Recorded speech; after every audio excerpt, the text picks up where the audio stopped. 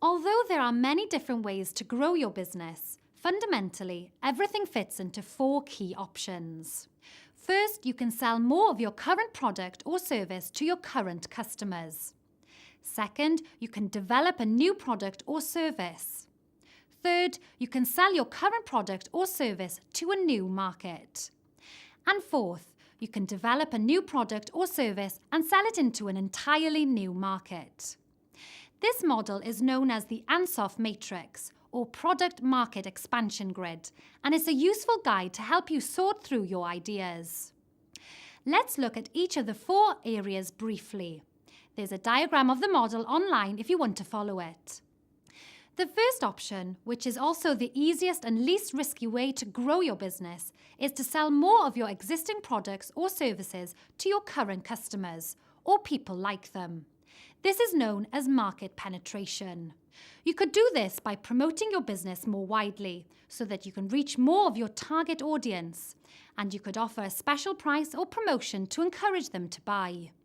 You could consider introducing a loyalty scheme to current customers and rewarding them if they buy more or buy more frequently. You may be familiar with companies that give points to customers for every purchase and convert these points into discount off future purchases. Or the offers from restaurants where you get a free main meal on your 4th visit. The second option is to develop a new product or service and sell it to your current customers.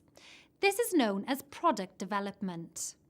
Whilst developing new products and services is risky, the advantage is that you already know your customers.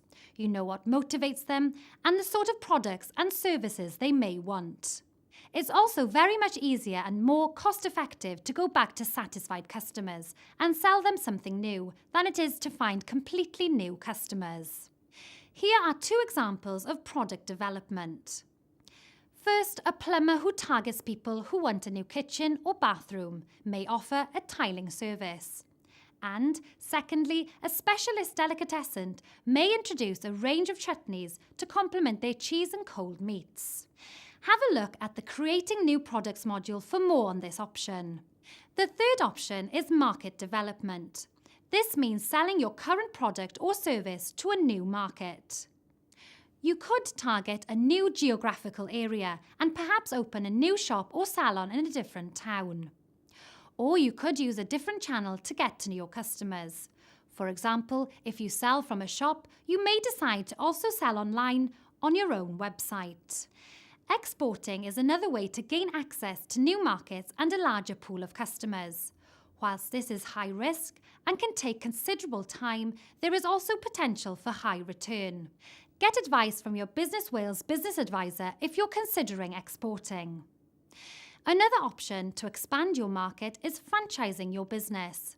Franchising is a way to multiply your business and extend into new markets. You give a license to another business owner, which allows them to trade as their own business under your brand name, following your proven business model. There's detailed information about franchising available from the British Franchise Association or your Business Wales business advisor. The fourth option is diversification. This is the highest risk strategy for growing your business. It can help your business weather tough times if your original market dries up, stops growing, or is hit by competition. It's proved to be an effective strategy for many farmers. As their traditional business declines, they've looked at perhaps developing holiday cottages or leisure facilities such as mountain biking or even golf courses. Each of these options requires different strategies and actions, as well as different skills and resources. Consider the risks as well as the benefits before deciding which is the most appropriate to grow your business.